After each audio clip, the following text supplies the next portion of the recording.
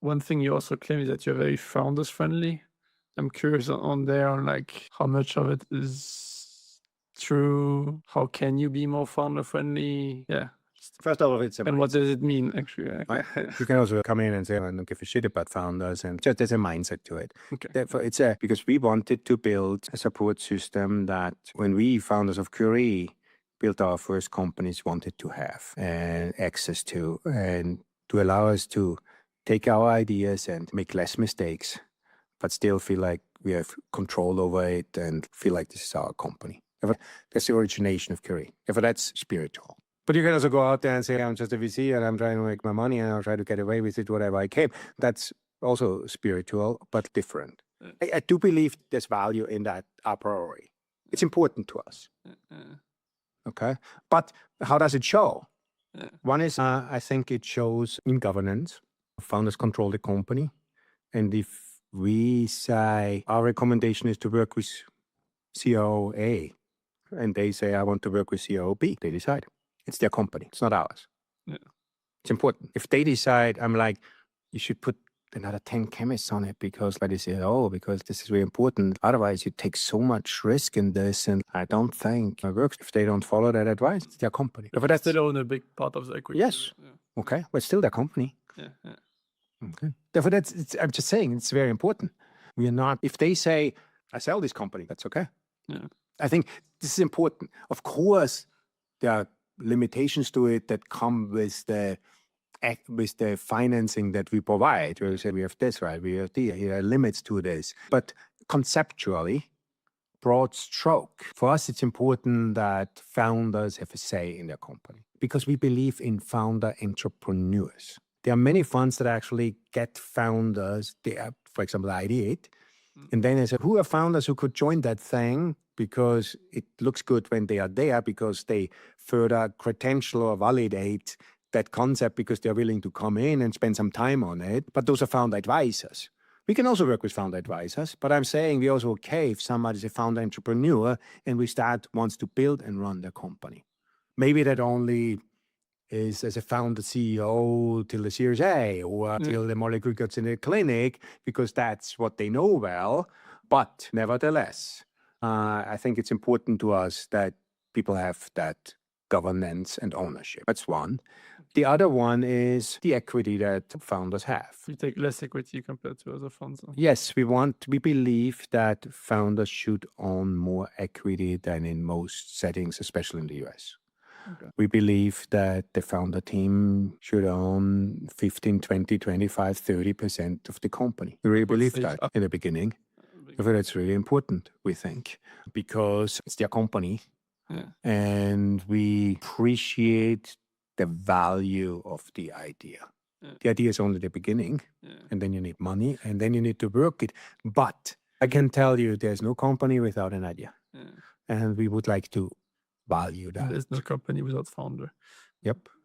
But I guess you value also that the founder can create more value by having a bit more equity and a bit more. Yeah, I think it's just like, it's also a sign that this is more their company, I think. And why are other VCs not doing that then? Both being more founder friendly, biotech VCs, and both being more into the day-to-day of operations, like that's two different things. But the problem is that a good idea is enormously valuable, but maybe worth not much when you look at it from a pure cost perspective. Why? Because now you need money to make this thing. The chances that it doesn't work are very high. This is new. This is novel. We talked about before about the probability of success of an idea that go in a clinic, from an idea that, from a molecule that goes in a clinic to actually getting approval. This, if you go back and do the NPV of this, okay, that the chances, the likelihood that this idea is valuable at the end when it's all said and done is small. Therefore, that's why it's not worth much, which is very difficult for founders to accept because they put all their life into this, all their energy. They are away from their family on the weekend because they are obsessed with this. And now they have this idea and it's so much work they went into it. And then you get the % of the company when you start. And you're like, what's going on here? But it is because of that math.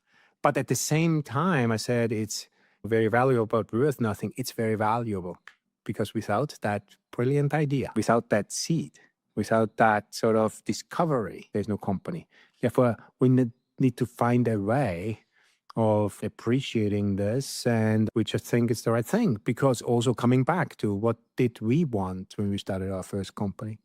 I think we wanted more equity. We just didn't know. We didn't understand how it works. You're like, okay, here's this many thousand shares. And I'm like, wow, this is a lot of shares.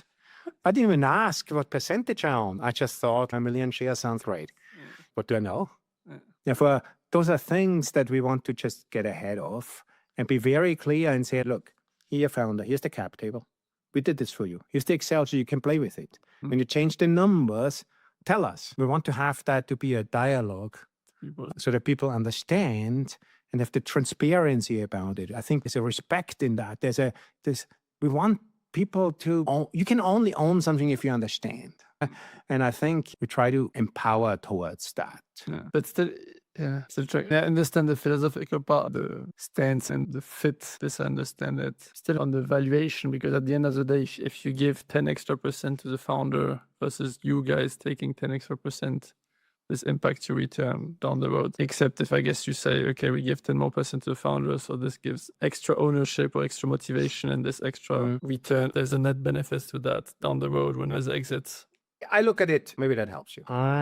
We look at it this way. Good ideas are rare. Not every company that gets built fits into the Curie concept.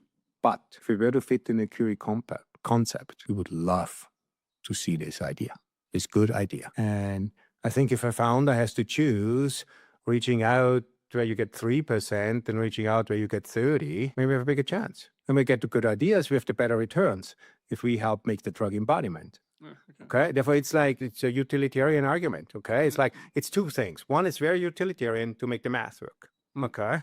The other one is the respect. And you try to sort of connect the two. I think that's what it is. Okay. I'm just thinking, as a founder myself, I understand also where equity comes in. You always want more equity, but then you also want to give the equity to the right investors as well. And you want to keep certain amount of control. I'm more in the tech world where you have very high equity and you keep very high equity. But I'm just mixing, I think looking at it. It's always a good question, right? But I think I'm always amazed in the biotech world how little equity founders have. It has to do with what we discussed before, because it takes a lot of money and a lot of risk. And we have to, where we can agree is that founders in biotech in the past just haven't had much equity.